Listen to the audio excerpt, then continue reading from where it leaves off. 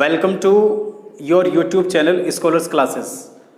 आज हम आप लोगों के लिए लेकर आए हैं डाइस की नेक्स्ट वीडियो और ये वीडियो बड़ी खास रहने वाली है। अब कई लोग कह रहे थे हर वीडियो में तो ये बोलते हैं बड़ी खास रहने वाली, बड़ी खास है।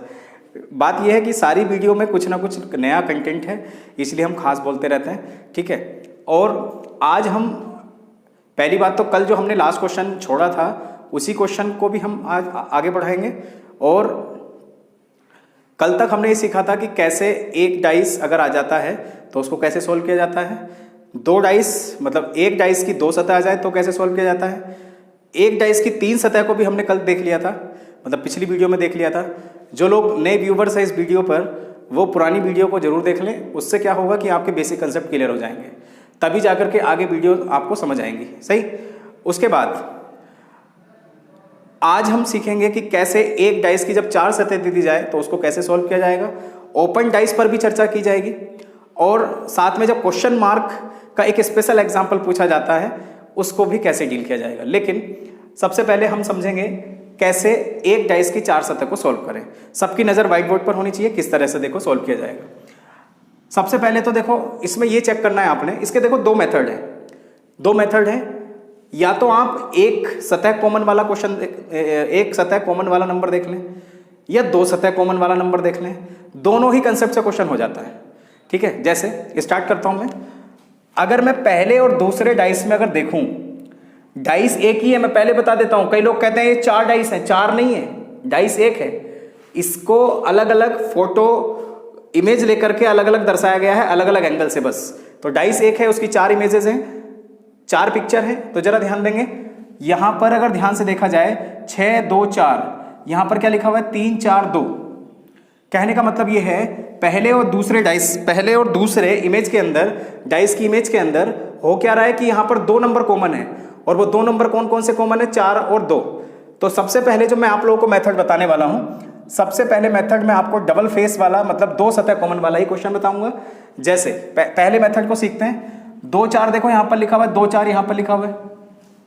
तो क्लियर सी बात है, कल भी हमने इस बात को सीखा था कि जो नंबर सतह कॉमन हो गई हैं, बाकी जो नंबर दोनों के दोनों इमेजेस में आकृति में बचे हैं वो एक दूसरे के विपरीत हैं। तो कहने का मतलब 6 के विपरीत क्या हो चुका है? 3।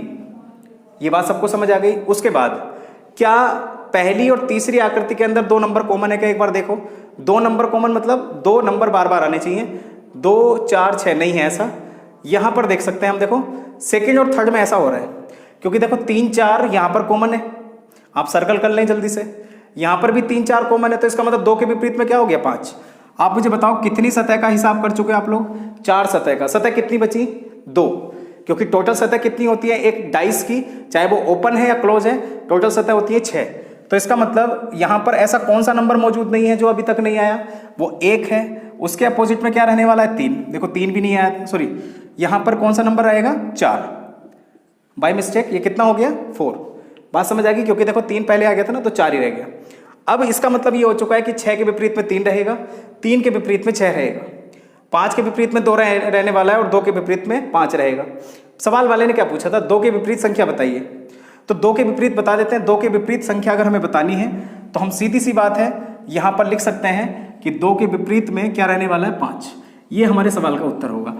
यहां पर मैंने ऑप्शन इसलिए नहीं लिखे हैं क्योंकि ऑप्शन मैंने सेकंड एग्जाम्पल के मैंने क्वेश्चन आप लोगों को यहां पर लिख कर दिए हैं, आप यहां से अपना चुनाव कर सकते हो, ठीक है। कई लोगों ने तो पहले ही इस क्वेश्चन को बना लिया होगा, लेकिन जो फर्स्ट टाइम वीडियो को देख रहे हैं या जो अभी अभी कॉम्पिटिटिव एग्जाम के अंदर अभी एंट्री ले रहे हैं, उनके लिए हर वीडियो को देखना, पूरी वीडियो देखना बड़ा जरूरी है, तभी पूरा टॉपिक आपको समझ भी आएगा।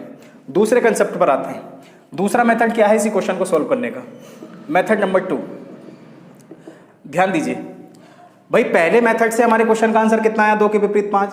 तो इसका मतलब दूसरे मेथड से भी 5 आना चाहिए। वो दूसरा मेथड क्या है उसको एक बार लगा के देखते हैं। पहले और तीसरे डाइस के अंदर अगर हम चेक करें तो एक सतह कॉमन यहां से अगर हम देखें तो 2 6 4 3 4 5। तो कहने का मतलब क्या हो गया भाई? कॉमन नंबर क्या आ चुका है? 4। तो सीधी सी बात है, कॉमन नंबर को सर्कल करें, वही काम। लेकिन एक बार अगर आपकी प्रैक्टिस अच्छी हो चुकी है तो फिर इतना काम दोबार बार करने की जरूरत नहीं है। उसके बाद आप तुरंत समझ जाओगे क्या आने वाला है? 2, फिर 6, उधर देखें तो कितना आएगा? 5, और उसके बाद कितना? 3। सबको समझ आ रहा है? क्लॉक वाइज चलना है यहां से। अब आप मुझे बताइए, अगर वैसे देखें तो क्या पूछा था सवाल के लिए, 2 के विपरीत संख्या बताइए। तो 2 के विपरीत आप मुझे बताओ, मेथड नंबर 2 से भी हमारे सवाल का उत्तर कितना आ रहा है, 5। क्या आप लोगों को दोनों मेथड समझ आ गए? अब बिना टाइम वेस्ट करे आप इस क्वेश्चन का आंसर जल्दी से दीजिएगा। क्वेश्चन में ये पूछा गया है कि ट्राइंगल के विपरीत कौन सा चिन्ह आएगा। तब तक मैं इसको रफ कर लेता हूँ, ठीक है। बनाकर देखिएगा आप लोग जल्दी से, कोई से भी मेथड को आप अप्लाई करें, आपका आंसर जल्दी से आएगा, ठीक है। चलो मैं इसका आंसर बता देता हूँ किस तरह से होने वाला है। दोनों मेथड सही है, कोई सा भी मेथड आप लगा सकते हो। अब जरा ध्यान दो, अगर यहाँ पर देखें तो सीधी सी बात है, ये क्या है, प्लस और भाग। प्लस और भाग 2 ऐसे चिन्ह आ गए जो दोनों सतह में कॉमन है। एक डाइस की 2 सतह में दोनों जगह कॉमन है, तो इसका मतलब ट्राइंगल के विपरीत में क्या हो चुका है, 0। ये आपके सवाल का उत्तर है। कितना टाइम लगा भाई, बात समझ आ रही है? अब जो तीसरा क्वेश्चन है, उस क्वेश्चन को हम समझेंगे वीडियो के अंत में। वो क्यों? क्योंकि आप लोग वीडियो के बीच में जो कंसेप्ट मैं आप लोगों को बताऊंगा, ओपन डाइस अभी मैं स्टार्ट कर रहा हूं इसके जस्ट तुरंत बाद, और कुछ स्पेशल एग्जांपल भी लूंगा जो पेपर के अंदर आए, बड़े डाउटफुल क्वेश्चन, इसलिए मैं इसको बाद में बताऊंगा। ऐसी बात नहीं है नहीं बताने वाला हूं, जरूर बताऊंगा, ठीक है। और इसके बहुत बढ़िया बढ़िया सवाल करेंगे, क्योंकि ऐसे सवाल पेपर में आजकल फ्रिक्वेंटली बहुत ज़्यादा पूछे जाते हैं, ठीक है। तब तक मैं आप लोगों के लिए ओपन डाइस, एक बार ओपन डाइस का कंसेप्ट आप लोगों को बता देता हूं। ओपन डाइस होता क्या है, खुला पासा। ओपन डाइस, खुला पासा। खुले पासे के अंदर ऐसे सवालों को हम ज़्यादा उन पर ध्यान देंगे जो पेपर के अंदर सबसे ज़्यादा पेपर के अंदर पूछे गए सवाल हैं, और सबसे ज़्यादा जिसमें डाउट भी रहते हैं, ठीक है। तो आज जो मैंने सवाल प्रारंभ करने जा रहा हूँ मैं ओपन डाइस को, जो व्हाइट बोर्ड पर सवाल लिखे हुए हैं, ये आसान कैटेगरी के सवालों में आते हैं। कई लोगों ने तो आंसर अभी तक बना भी लिए होंगे, ठीक है। जो नए व्यूवर्स हैं उन लोगों के लिए थोड़ी सी दिक्कत आ रही होगी कि ये किस तरीके के क्वेश्चंस हैं। अभी तक आपने क्लोज डाइस को पढ़ा हुआ है, बंद पासे को पढ़ा हुआ है, लेकिन ओपन डाइस का सवाल किस तरीके का रहने वाला है वो मैंने आप लोगों को व्हाइट बोर्ड पर लिख कर दे दिया है। लेकिन ये आसान कैटेगरी का सवाल है, ठीक है। ओपन डाइस के अंदर, खुले पासे के अंदर कुछ रूल्स हम समझेंगे, और उन्हीं रूल्स को आगे तक, चाहे वो कितने ही बड़े बड़े सवाल क्यों ना हो, आगे तक हम बड़े आसानी से उनको मैनेज करते जाएंगे, ठीक है। चलिए अब देखो, सबसे पहले तो समझ ये लेते हैं कि भाई ओपन डाइस बना कैसे। जैसे मैं आपसे कहूँ कि मान लीजिए मेरे पास डाइस है, ये क्या है, डाइस है। अगर मैं इसको यहाँ से किसी कटर से अगर इसको मैं काटूं, तो इसकी देखो ये पहली जो ऊपर की सतह है, जो सामने की आप सतह देख रहे हैं, वो भी इस तरह से मतलब खुल जाएगी। कहने का मतलब पार्ले जी का आपने बड़ा बॉक्स देखा होगा, उस बॉक्स की अगर हम सतह को अगर काटना स्टार्ट करें तो वो कुछ इस तरह से खुल जाएगा, ठीक है। इसको इस तरह से बंद करेंगे, इस तरह से बंद करेंगे, तो बात समझ आ रही होगी कुछ उस तरीके से। तो उसी को ओपन डाइस बोला जाता है। अब इसमें सवाल ये पूछा जाता है कि आप बताइए कि एक बिंदु के विपरीत क्या होगा, 5 बिंदुओं के विपरीत कितने बिंदु आने वाले हैं। तो जब ऐसे सवाल आ जाएं तो हमेशा आपने देखो ध्यान ये रखना है कि सबसे पहले तो इसको बोलते हैं देखो स्तंभ, और इसको भी स्तंभ बोलेंगे। कहने का मतलब ये हो गया, अगर इस आकृति को मैं यहाँ से छुपा दूं तो ये भी एक अपने आप में स्तंभ है, और इधर से देखा जाए तो ये भी अपने आप में क्या है, स्तंभ मतलब कॉलम है। तो आपने क्या करना है, सबसे टॉप से स्टार्ट करना है, हमेशा टॉप से स्टार्ट करना है, और एक सतह छोड़ करके तीसरी पर चले जाना है। इतना काम सब कर लेंगे बड़े आसानी से। उसके बाद जैसे ही हमने ये काम किया, अब इसमें कोई टॉप सतह तो बची नहीं है। उसके बाद अगर मैं इसको यहाँ से हटा देता हूँ तो उसके बाद इधर बची हुई है, तो फिर से यहाँ से टॉप से स्टार्ट करेंगे और एक को छोड़ करके तीसरी पर पहुँचेंगे। अब जिस सतह पर हम पहुँच चुके हैं, जिस सतह पर हम पहुँच चुके हैं, वो एक दूसरे के विपरीत है। ये नियम है ओपन डाइस का, जो आपने आगे तक ध्यान रखना है, ठीक है। तो जल्दी से मैं इसको लिख देता हूँ। ये 6 बिंदुओं के 6 बिंदुओं के विपरीत में क्या आ चुका है, 3। उसी तरीके से 4 बिंदुओं के विपरीत में क्या दिखाई दिया आपको, 5। ये बात हमने समझी थी। अब आप मुझे बताओ, अभी तक अगर मैं व्हाइट बोर्ड पर आप लोगों से पूछना चाहूँ, यहाँ पर कितनी सतह का हम हिसाब कर चुके हैं, 4 सतह कितनी आ चुकी है, 4। तो सतह टोटल होती कितनी है डाइस के अंदर? शुरुआत में हमने सीखा था बेसिक क्लास में 6 सतह होती है। तो 6 सतह में से 2 सतह भी नहीं आई है, और 2 सतह अगर नहीं आई है तो उन पर वो छुपे हुए नंबर होंगे, और वो छुपे हुए नंबर यहाँ पर 1 अभी नहीं आया है, और साथ में कौन सा नंबर नहीं आया, 2। ये एक दूसरे के विपरीत हो चुके हैं। बात समझ आ गई। अब पेपर के अंदर अगर आपसे ये सवाल पूछा जाए, 5 बिंदुओं के विपरीत बताइए कितने बिंदु, तो आंसर कितना, 3। पूछा जाए कि आप ये बताइए कि 3 बिंदुओं के विपरीत कितने बिंदु, तो आंसर कितना, 6। उसी तरीके से 4 बिंदुओं के विपरीत 5 बिंदु, 5 बिंदुओं के विपरीत कितने बिंदु, 4 बिंदु। सबको क्लियर हो गया। दूसरा एग्जाम्पल उसी तरीके से सॉल्व होगा, उसमें कोई भी टेंशन लेने की जरूरत नहीं है। बड़े बड़े एग्जाम्पल्स को हम देखेंगे, लेकिन फिलहाल इसके आंसर को कर लेते हैं कि 3 बिंदुओं के विपरीत कितने बिंदु होंगे। तो 3 बिंदुओं के विपरीत कितने बिंदु होंगे भाई? आंसर कितना हो चुका है? 6। ठीक है, इतना आसान सवाल भी पेपर में पूछा जाता है, इसमें कोई भी घबराने की जरूरत नहीं है कि मतलब कई लोग कहते हैं ये तो आसान सवाल हो गए। आसान से भी हम आगे बढ़कर अभी काम करेंगे, लेकिन आसान सवाल से ही हम इस क्वेश्चन को स्टार्ट करने के लिए, जिससे कि सभी को ये बात समझ आ जाए। ठीक है, क्योंकि यहाँ पर नए व्यूवर्स भी हमारे साथ जुड़े हुए हैं। तो क्वेश्चन नंबर 2 का हम जल्दी से अगर आंसर करना चाहें तो उसी रूल को फिर से समझ लेते हैं। इसको छुपा देता हूँ, इसको छुपा देता हूँ, टॉप से स्टार्ट करता हूँ। बात समझ आ रही होगी। इसको छुपाया क्योंकि ये सबसे बड़ी पंक्ति, ये सबसे बड़ा क्या था? कॉलम, स्तंभ था। उसके बाद 1 से स्टार्ट किया तो एक को छोड़ करके इस पर पहुंचे। उसके बाद अब आप मुझे बताओ, यहाँ पर जैसे ही हमने मैच कराया 1 को छोड़ करके, उसके बाद 2 आपके पास और पहले से बचे हुए हैं, तो ये एक दूसरे के विपरीत हो चुके हैं। ये नियम होता है। बात समझ आ गई सबको? तो कहने का मतलब ये हो गया, एक बिंदु के विपरीत में होंगे 4 बिंदु, उसके बाद 2 बिंदु के विपरीत में होंगे 6 बिंदु। अब बची कितनी सतह? बची सतह कितनी? अब मुझे मालूम है यहाँ से 1 आ चुका है, 2 आ चुका है, 5 नहीं आया, कहीं पर 3 नहीं आया। और फिर भी अगर देखा जाए तो आप समझ रहे होंगे कि जो बाकी के जो सतह बची हैं वो एक दूसरे के विपरीत होंगी। तो वही हमने पहले से भी लिख दिया है, और वैसे अगर हम डाइस में भी देखें तो भी वही आएगा आंसर। तो अब क्वेश्चन में क्या पूछा गया था? क्वेश्चन में पूछा गया था 5 बिंदुओं के विपरीत कितने बिंदु आएंगे। तो 5 बिंदुओं के विपरीत जो बिंदु आने वाले हैं तो वो आंसर कितना होगा? 3। ये आपके सवाल का उत्तर है। अब इसके बड़े बड़े सवाल, बड़े बड़े एग्जाम्पल्स मैं व्हाइट बोर्ड पर लगा देता हूँ। अभी तक जो भी कंसेप्ट आपने सीखा है उसको बस ध्यान रखना, बाकी आगे के बड़े बड़े क्वेश्चन हम बड़े आसानी से संभाल लेंगे। ठीक है, चलिए वो क्वेश्चन एक बार देख लेते हैं। ओपन डाइस के नए सवालों की ओर बढ़ते हैं। हम क्वेश्चंस इस तरीके से धीरे धीरे क्वेश्चंस के लेवल को बढ़ाते जा रहे हैं, जिससे कि हम उस लेवल को टच कर जाएं जो पेपर के अंदर आप लोगों को हार्ड क्वेश्चन की कैटेगरी में जो सवाल आप लोगों को लगते होंगे उन तक हम पहुंच सकें। ठीक है, हमारा टारगेट ये है। चलिए, जिन लोगों ने क्वेश्चन पहले बनाए हैं, ठीक है, इनको बनाकर देख लें। उसके बाद जो लोग नए व्यूवर्स हैं वो इस वीडियो को पूरा देखें, क्योंकि आप लोगों ने डाइस को पूरा कंप्लीट करना है। और जिन लोगों ने पहले अधूरा डाइस पढ़ा है कहीं पर भी, किसी भी क्लासरूम के अंदर, उसको पूरा करने के लिए इस पूरी वीडियो को अंत तक देखिएगा। ठीक है, कहीं ना कहीं पर आप लोगों को ये वीडियो में काफ़ी चीज़ें या काफ़ी अंतर आप लोगों को मिलने वाला है। चलिए स्टार्ट करते हैं। क्वेश्चन में ये पूछा गया है कि जब आप इस डाइस को बंद करोगे ना, जैसे अगर मैं यहाँ से इसको इस तरह से बंद करना चाहूँ तो एक क्या बनेगा? एक डाइस बनेगा। ठीक है, किसी भी सतह को अगर हम बंद करेंगे तो क्वेश्चन वाला ये कहना चाह रहा है एक्स आकृति को अगर आप बंद करोगे तो किस तरह से दिखाई देगी। ये क्वेश्चन पेपर के अंदर एक बार नहीं कई दफा पूछा गया है, और इस बार के यूपी कांस्टेबल के पेपर में तो इसका कई मैक्सिमम लोगों ने इसका आंसर गलत भी कर दिया था। वो क्वेश्चन भी मैं अभी लिखूंगा, अभी यहाँ पर स्पेस कम रह गया था तो इसलिए मैं नहीं लिख पाया। चलिए क्वेश्चन को स्टार्ट करते हैं। देखो, इसका ओपन डाइस का क्या रूल अभी हमने सीखा था? रूल तो यही सीखा था कि पहली सतह से हम स्टार्ट करेंगे और एक सतह को छोड़ते हुए अगली सतह पर बढ़ जाएंगे, और वो सतह एक दूसरे के क्या होंगी? विपरीत रहने वाली है। तो इसका मतलब एक बिंदु के विपरीत में कितने बिंदु? 6। ये क्लियर हो गया सभी को? अब दूसरी कंडीशन देखो किस तरह से बनेगी। ये जो हमारा कॉलम है इसमें अभी 2 हमारे पास सतह रह चुकी है। अब इसका मतलब अगर इसी रूल के माध्यम से चलें तो यहाँ पर भी ये कन्फर्म यहाँ पर अप्लाई हो रहा है कि एक सतह को छोड़ करके अगली सतह पर मूव कर सकते हैं हम यहाँ पर। तो इसका मतलब 2 बिंदुओं के विपरीत में कितने बिंदु दिखाई देंगे? 2 बिंदुओं के विपरीत में बिंदु दिखाई देंगे 5। ये बात सबको कन्फर्म समझ आ गई?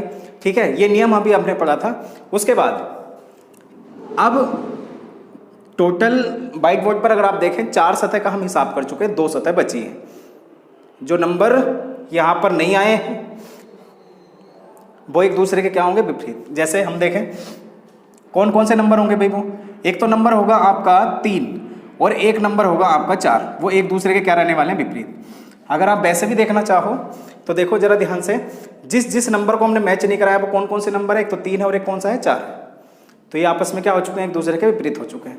अब बात तो ये आती है कि भाई ऑप्शन को जल्दी से किस तरह से आंसर करें।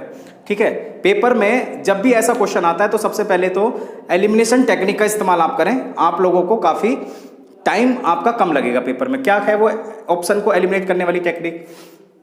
देखो, यहाँ पर जब कंडीशन पहले से गिवन है कि 1 के विपरीत में 6 आएगा, अगर 1 यहाँ पर है तो इसके विपरीत में 6 आएगा। यहाँ पर 6 आ सकता है क्या? नहीं। तो सीधी सी बात है, 1 के विपरीत में 6 है तो कहाँ पर उसने 7 में लिखा हुआ है? पहले डाइस में पहली आकृति में देखें तो नहीं है, यहाँ पर नहीं है, यहाँ पर देखिए, एक के बैक साइड में 6 होना था, एक के बैक साइड में 6 होना था, लेकिन यहाँ पर क्या लिखा हुआ है, 7 में लिखा हुआ है, तो इसको काटो आप, ये आंसर तो होगा नहीं हमारा। उसके बाद नेक्स्ट कंडीशन पर बढ़ते हैं, 2 के विपरीत में 5 होना चाहिए। अगर पहली कंडीशन को चेक कर चुके हैं तो दूसरी कंडीशन पर बढ़ते हैं, तो 2 के विपरीत में 5, कहीं 7 में तो नहीं लिखा, 2 के विपरीत में 5 होना चाहिए, 2 के विपरीत में 5, तो जरा ध्यान दो, 2 के विपरीत में 5, 2 के विपरीत में 5 कहीं पर नहीं दिखाई दिया। ठीक है, अगली कंडीशन पर बढ़ते हैं, 3 के विपरीत में 4 होना था, कहीं 7 में तो नहीं लिखा उसने। देखो 3 के विपरीत में मतलब 3 डॉट अगर यहाँ पर है तो इसके बैक साइड में 4 होना था, ये गलत हो चुका है। क्लियर हुआ यहाँ तक? कितने ऑप्शन आप काट चुके हो? 2। 50% आपका सवाल हो चुका है, 50% आपका बचा है, उसको भी अब देख लेते हैं। अब देखो डाइस का जो नया नियम है वो नियम ये है कि किसी भी डाइस के अंदर एक साथ विपरीत सतह छुप नहीं सकती। ठीक है, अब इस नियम को हम देखो किस तरह से अप्लाई करेंगे उसको भी देख लेते हैं। और देखो इस नियम को तो यहाँ पर इस्तेमाल करने की जरूरत ही नहीं है। वो क्यों? क्योंकि देखो 3 के विपरीत में अगर 4 है तो देखो यहाँ पर 3 के 7 में उसने क्या लिखा हुआ है, 4, इसके बैक साइड में होना चाहिए था। आंसर कौन सा हो चुका है? बी। उस नियम को देखेंगे अभी अगले क्वेश्चंस में, क्योंकि उस नियम को यहाँ पर इस्तेमाल करके हमें दिख रहा था कि यहाँ पर टाइम वेस्ट हो जाता, क्योंकि उससे ही हमारा आंसर हो चुका है। ठीक है, इस क्वेश्चन को देख लेते हैं। इसमें भी देखो यही होगा, ऊपरी सतह से स्टार्ट करेंगे और एक सतह को छोड़ते हुए हम नेक्स्ट सतह पर बढ़ेंगे। कहने का मतलब एफ के विपरीत में क्या आने वाला है? बी। ठीक है, अब सारे के सारे ऑप्शन आप पेपर में ये काम करना भाई, सारी कंडीशन एक साथ मत लिख देना। आप एक बार चेक करके देखो कितने ऑप्शन कटे इससे। एफ बी, इसका मतलब एफ के विपरीत में अगर बी है तो एफ के नजदीक में उसने बी क्यों लिखा? ये गलत है, विपरीत में होना था, नीचे होना चाहिए था बी, तब होता ये सही। ये डाइस इसी की तरह डाइस बन जाता। ठीक है, एफ बी कहीं दूसरी जगह नहीं, देखो ये लिखा हुआ। बात समझ आ रही है? ये भी आपका एलिमिनेट हो चुका है। सबको क्लियर समझ आ रहा है? क्लियर समझ आ रहा होगा अगर आप ये टारगेट बना के बैठे हैं कि मुझे अच्छा स्कोर करना है रीजनिंग के अंदर, तभी समझ आएगा। अदरवाइज आप वीडियो को आगे पीछे करते रहेंगे। ठीक है, आप लोगों को ये बातें क्लियर समझ नहीं आएंगी। ठीक है, तो कोई ना कोई टारगेट पहले फिक्स कीजिए, उसके बाद वीडियो को देखने का प्रयास करें, तब जाकर के वीडियो आप लोगों को बेनिफिशियल होंगी। अगले कंसेप्ट पर आते हैं। ई का अपोजिट क्या रहने वाला है? ई का जो विपरीत में रहने वाली सतह है वो कौन सी है? सी। तो कहाँ पर उसने 7 में लिखा हुआ है? देखो ये लिखा हुआ है। ई अगर टॉप में है तो बॉटम में होना चाहिए था सी। ये कैसे लिख दिया उसने? तो इसका मतलब जो डाइस आपका केवल एक बचा है वो बिल्कुल ठीक है, और इस डाइस को आप नहीं काट सकते। आप चाहें तो इसमें आप अगली कंडीशन भी ट्राई करके देख सकते हैं, वो डाइस आपका नहीं बनेगा। और वैसे भी जब 4 ऑप्शन दिए होते हैं तो एक ऑप्शन हमारा बिल्कुल ठीक होता है। ठीक है, 3 ऑप्शन आप काट चुके हो ना, इसलिए। अब इसके नेक्स्ट लेवल के क्वेश्चन देख लेते हैं। आइए चलते हैं नए सवालों की ओर, जो ओपन डाइस के नए सवाल थे। और इन सवालों में एक वो सवाल है जो मैंने आप लोगों को स्टार्टिंग में जब वीडियो को स्टार्ट किया था, और इससे पिछली वीडियो में भी मैंने आप लोगों को बताया था कि क्वेश्चन मार्क का जो क्वेश्चन है वो एक स्पेसिफिक क्वेश्चन जो है उसको मैं वीडियो के अंत में जरूर बताऊंगा। कई लोगों ने तो ये किया होगा कि वीडियो को स्किप करके डायरेक्ट यहाँ पर आ गए होंगे, तो चलो ठीक है, अच्छी बात है। लेकिन बीच में भी मैंने कई सारी चीज़ें ऐसी बताई हैं जो आप लोगों को आगे आने वाली वीडियो में डाइस की, वो आप लोगों को काफ़ी मददगार होंगी, मतलब। ठीक है, तो सबसे पहले तो क्वेश्चन मार्क के स्थान पर कौन सा अंक आएगा, ये क्वेश्चन था जो मैंने आप लोगों को वीडियो के शुरुआत में कह दिया था कि इस क्वेश्चन को सीखेंगे बाद में। सबसे पहले तो ओपन डाइस का एक बार सवाल बना के देख लेते हैं, क्योंकि ओपन डाइस अभी फिलहाल में हमने अब सीखा है। चलो एक बार देखते हैं ओपन डाइस का। ये देखो किस तरीके का सवाल है। ओपन डाइस का ये किस तरीके का सवाल है, इसको किस तरह से सॉल्व किया जाएगा। तो जरा ध्यान दो, अगर मैं इस डाइस को यदि बंद करूंगा, क्योंकि क्वेश्चन यही है कि एक्स आकृति को बंद करने पर कौन सी आकृति बनेगी, तो अगर मैं इस लाइन पर इसको इस तरह से खड़ा करता हूं, किसको? इस सी को, इस ए को, इस डी को, इस ई को। सबको आवाज क्लियर आ रही है ना जो मैं बोल रहा हूं? ठीक है, तो आप क्या देखेंगे कि अभी तक ये जो आपको ऊपर ट्राइंगल दिखाई दे रहा है ना, त्रिभुज, वो हर सतह के ऊपर है। और हर सतह का मतलब ये है, आपने देखा होगा इस तरह के बॉक्स भी आपने बंद किए होंगे घर पे, तो आप देखेंगे कि जो बॉटम सरफेस पर, मतलब जो निचली सतह पर है, वो क्या आने वाला है? बी। और इस बी के सबसे टॉप में ये ट्राइंगल कुछ इस तरह से फिक्स हो जाएंगे, कुछ इस तरीके से। देखो एक ट्राइंगल ये आ चुका है, एक ट्राइंगल ये आ चुका है, एक ट्राइंगल ये आ चुका है, एक ट्राइंगल ये। टोटल ट्राइंगल कितने हैं? 1 2 3 4 हो गए फिक्स। इस तरह का बॉक्स आपने देखा होगा जब उसको बंद करते हैं इस तरीके से। ये बात सबको क्लियर समझ आ गई। उसके बाद डी के विपरीत में क्या रहने वाला? ई। ये रूल हमने अभी सीखा भी था। डी के विपरीत में क्या रहने वाला है? ई। उसके बाद ए के अपोजिट में क्या रहने वाला है? सी। बस रूल हमारा कंप्लीट हो चुका है। अब इसको जल्दी जल्दी देखते हैं कि कौन सा हमारा आंसर बनेगा और कौन सा आंसर हमारा यहां से हटेगा। ठीक है, ये सबसे बेस्ट तरीका होता है क्वेश्चन को करने का। अब क्या करेंगे? देखो, ए के विपरीत में सी होना है। ए के विपरीत में सी होना है। सी होना है मतलब ए के अगर बैक साइड में सी है तो कहीं साथ में तो दिखाई देना नहीं चाहिए, विपरीत में होना चाहिए। तो जरा ध्यान दो, ए को सी यहां पर देखो उसने लिखा, जबकि बॉटम सरफेस पर क्या होना था? सी होना था। तो इसका मतलब ये ऑप्शन आपका नहीं होगा। ये डाइस कभी भी नहीं बन सकता इस डाइस से, एक्स आकृति से। ये सबको क्लियर हुआ? अगली कंडीशन क्या है? डी के अपोजिट में सी, सॉरी डी के अपोजिट में ई। और अगर डी के अपोजिट में ई है तो जरा ध्यान दें, डी के अपोजिट में देखो यहां पर भी ई है और डी के अपोजिट में यहां पर भी ई है, डी के अपोजिट में उधर भी ई है और डी के अपोजिट में उधर भी ई है। तो इसका मतलब ये हो चुका है कि अगर मैं इस क्वेश्चन को सॉल्व करने का प्रयास करूं तो देखो ये आपका आंसर नहीं होगा। ये बात सबको समझ आ रही है? क्लियर हुआ? उसके बाद में डी के अपोजिट में अगर ई है तो इसका मतलब डी के अपोजिट में ई होना चाहिए था बॉटम सरफेस पे। ये भी आंसर नहीं है। सबको क्लियर हुआ? अच्छे से क्लियर हो रहा होगा, आप लोग समझ रहे होंगे। ठीक है, अब आगे देख लेते हैं आगे क्या क्या कंडीशन रह गई है। अगर बॉटम सरफेस पर यदि बी है, बॉटम सरफेस पर यदि बी है तो उसके अपोजिट में कुछ इस तरह से आएगा और इस तरह का जो ये आकृति आपको दिखाई दे रही है, ठीक है, एक वर्ग और उसके विकर्ण कुछ इस तरह से मिल रहे हैं। तो इस तरह की अगर आकृति दिखाई दे रही है तो इसका मतलब अगर बी अगर नीचे है तो ऊपर उस तरह की आकृति दिखाई देगी। तो ऑप्शन आपका ए भी कैंसिल हो चुका है। अब आप कहोगे कि सारे के सारे ऑप्शन गलत हो गए, अब कौन सा इसका सही आंसर होगा? अब मैं आपकी जानकारी के लिए बता दूं, अगर गलती से अगर यहां पर ए दिया होता, गलती से अगर यहां पर क्या दिया होता? ए, तो इस सवाल का आंसर कौन सा हो जाता? बी। अभी बहुत सारे एग्जाम्पल करेंगे हम आगे आने वाले वीडियोस के अंदर। इससे बहुत बड़े बड़े सवाल पेपरों के अंदर पूछे जाते हैं। अगर आप बैंकिंग को छोड़ करके कोई अन्य कॉम्पिटिटिव एग्जाम देने जा रहे हो तब ओपन डाइस और क्लोज डाइस, उसके काफी सारे सवाल पेपरों में पूछे जाते हैं। बस आपने डाइस को पहली बार कंप्लीट करना है। जितने भी रूल मैं यहां पर बताते जा रहा हूं बस उनको आपने अप्लाई करना है और उसके बाद आंसर आपका हो जाएगा। ये बात सबको समझ आई? कहीं ये मत कहने लग जाना कि सारे के सारे ऑप्शन काट के कोई आंसर नहीं बना। आंसर केवल मैंने आप लोगों को अभी इसकी एप्लीकेशन पहली, मतलब इस टाइप के जितने भी डाइस हैं उसका पहला एग्जांपल आप लोगों के सामने पेश किया था कि कैसे ऑप्शन गलत होते हैं और कौन सा ऑप्शन सही होता है। और ये बात भी मैंने बताई, अगर ऊपर ए लिखा होता, अगर यदि ऊपर ए लिखा होता तो आपका ये डाइस बन गया होता। बाकी सारे डाइस किस तरह से हमने गलत किए वो आपने समझ लिया है। इस क्वेश्चन पर आ जाते हैं, जिस क्वेश्चन का आप लोगों को इंतजार भी था। चलिए स्टार्ट करते हैं। तब तक मैं इसको हटा देता हूं। एक बार आप कोशिश जरूर कीजिएगा बनाने की कि किस तरह से आप इसको सॉल्व करेंगे। ठीक है, चलिए देखो करना क्या है इस तरह के सवालों में। Food corporation of India FCI department ने क्वेश्चन पूछा था 2012 में और कोई एक ही एग्जाम्पल नहीं पूछा, कई एग्जाम्पल इसमें पूछे गए।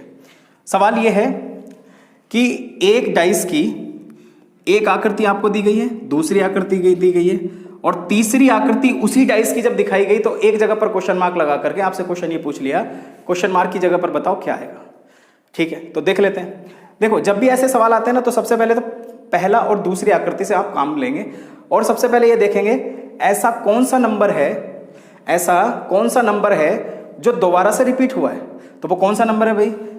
2 को देखें तो 2 दोबारा से रिपीट हुआ है। ठीक है, इसका मतलब ये कॉमन नंबर है। तो कॉमन नंबर का कंसेप्ट आप लोग जानते हो। 2 के बाद हम क्या करते थे, याद है आप लोगों को सभी को? ये टॉपिक ज्यादा लेंथी नहीं हो रहा है, इस बात को समझे, इसमें कंसेप्ट ही इतने हैं। ठीक है, अब एक कंसेप्ट या 2-3 कंसेप्ट को पढ़ करके आप अगर कॉम्पिटिटिव एग्जाम निकालने का अगर प्रयास करना भी चाह रहे हो तो फिर ऐसा ना हो कि कहीं पेपर में आप फंस जाओ। ठीक है, क्योंकि जब हम टॉपिक पढ़ के जाते हैं उसका सवाल ना हो तो सबसे ज्यादा टेंशन तब होती है। चलिएगा, उसके बाद क्लॉकवाइज अगर हम चलेंगे तो किस तरीके से चलेंगे? 2 के बाद 4, 4 के बाद 3। पहली आकृति कंप्लीट, दूसरी आकृति को कंप्लीट कर लेते हैं। वो किस तरीके से होने वाली? 2 कॉमन नंबर था एज इट इज वैसे लिखा हुआ है। 2 के बाद 1, उसके बाद कितना? 5। ये बात सबको समझ आ गई। अब आप मुझे जरा जल्दी से बताइए, यहाँ पर ऐसा कौन सा नंबर प्रेजेंट नहीं है जो अभी तक हमने नहीं लिखा। वो यहाँ से भी देख सकते हैं, देखो 6 है। और वैसे भी अगर हम एक क्रम में देखें, एक क्रोनोलॉजिकल ऑर्डर में अगर हम देखें तो सीधी सी बात है, जो क्रम है वो यही है कि 1 के बाद 2 आ गया, 2 के बाद 3, 3 के बाद 4, 4 के बाद 5, 5 के बाद यहाँ पर क्या आएगा, 6 आएगा। इसका मतलब 2 के विपरीत में क्या रहने वाला है, 6। 6 के विपरीत में क्या रहेगा, 2। 1 के विपरीत में 4, 4 के विपरीत में 1, 5 के विपरीत में 3, 3 के विपरीत में 5। सबको क्लियर हुआ? ठीक है। अब बड़े गौर से सुनना भाई, जो मैं बोलने जा रहा हूं, 6 का जो विपरीत फलक पे आएगा, क्या कभी यहां पर आ सकता है क्या यहां पर आ सकता है क्या? आप मुझे जल्दी से बताओ। यहां पर नहीं आएगा तो इसका मतलब 6 के विपरीत में क्या है, 2। ये आंसर तो कभी हो नहीं सकता। कल भी हमने इसी तरीके से क्वेश्चन किए थे, आपने लास्ट वीडियो को देखा होगा, ठीक है। अब उसके बाद 1 अगर टॉप पर लिखा हुआ है, 1 यदि टॉप पर लिखा, मैं चाहूं तो ये काम भी नहीं करूंगा, क्योंकि आगे जो मैं कंसेप्ट बताने वाला हूं उसको बड़ा ध्यानपूर्वक देख लीजिएगा आप, ठीक है। 1 यदि यहां पर लिखा हुआ है तो 1 के विपरीत में क्या नहीं रहने वाला है, 4। तो इसका मतलब 4 भी आंसर नहीं होगा। अब ये तो हमें कंफर्म समझ आ चुका है कि हम आंसर यहां पर क्या लगाएंगे, 3 या 5। अब कई लोग यहां पर तुक्केबाजी करते हैं, तुक्केबाजी से बेटर है कि आप इस बात को समझें। क्या समझना है? अब आपने एक काम करना है कि यहां पर देखो क्या लिखा हुआ है, 6। यहां पर क्या लिखा हुआ है, 1। सबको आवाज क्लियर आ रही है? ठीक। यहां पर लिखा हुआ है 6, यहां पर लिखा हुआ है 1। अब जो भी क्वेश्चन मार्क वाली फिगर है उससे आप ये देखिएगा कि यहां पर कौन सी ऐसी आकृति है जिसमें वो कॉमन नंबर है, और कॉमन नंबर बताओ कौन सा है, 1 है। तो 1 को अब आप सर्कल कर लें, ठीक है। समझते जाना मैं क्या क्या कहता जा रहा हूं।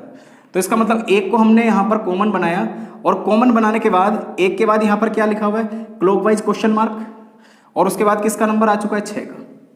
यहां पर अगर देखें तो किसका नंबर आया, 5 का। 5 के बाद किसका नंबर आया, 2 का। अब जरा ध्यान दें, आप मुझे बताओ क्या ये वाली कंडीशन जो हमने लिखी है वो क्या इससे मिलती जुलती नहीं है? बिल्कुल मिलती जुलती है। कैसे पता किया हमने? क्योंकि देखो 2 के विपरीत में 6 है, और यहां पर भी 2 के विपरीत में 6 आ गया। तो इसका मतलब सीधी सी बात है, 5 के विपरीत में कंफर्म क्या आएगा, 3 आएगा।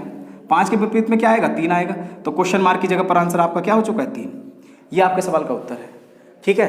ये नहीं पूछे, ये आपसे क्वेश्चन पूछा नहीं गया 1 के विपरीत, तो आप यहां से ही बता सकते हैं 1 के विपरीत क्या होगा, 4, ठीक है। और भी कई सारे हम एग्जाम्पल करेंगे इस पर, और अच्छे से आपके कंसेप्ट क्लियर हो जाएंगे। लेकिन उन क्वेश्चनों को जानेंगे हम अगली वीडियो में। तब तक आप वीडियो को सपोर्ट करते रहिएगा, आगे बढ़ाते रहिएगा, क्योंकि अगर आप लोग इस तरीके से, कुछ लोग क्या कर रहे हैं कि केवल वीडियो को देख ले रहे हैं, उसके बाद आगे उसको बिल्कुल भी अपने दोस्तों के साथ शेयर नहीं कर रहे हैं। ये जो मेहनत यहाँ से चल रही है वो आप सभी के लिए है, आप इस बात को समझें, ठीक है।